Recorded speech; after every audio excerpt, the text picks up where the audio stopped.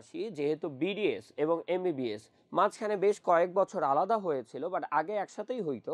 So আমরা যদি একটু বলি, যদি একসাথে হয় তাহলে সেক্ষেত্রে কি করতে হবে? হ্যাঁ, তো সেক্ষেত্রে আমাদের আবেদনের অপশন আলাদা আলাদাভাবে আছে। এমবিবিএসেও তুমি আলাদা অপশনে ক্লিক করলে শুধু এমবিবিএস এর জন্য আবেদন করতে পারবা। আলাদা করে তুমি চাইলে বিডিএস এর জন্য আলাদা করতে পারবা, যে শুধু আমি ডেন্টালে পড়তে চাই, আমি এমবিবিএস এ পড়তে চাই না, যদিও নমনী এরকম কেউ থাকে না। সো আমরা যেটা করব সেটা হচ্ছে আমরা দুইটাতেই ক্লিক করব। কেন? কারণ হইতেছে তুমি যদি শুধু একটাতে চয়েস দাও তাহলে কি হবে, ওইখানে তোমার যদি না হয় তাইলে আর আসবে না। সো এই কারণে আমাদেরকে দুইটাতেই আসলে মানে মার্ক দিতে হবে। হ্যাঁ, মানে দুইটাতেই আমরা আবেদন করব এবং বোথ দিয়েই আমাদের আমাদের আবেদন করতে হবে।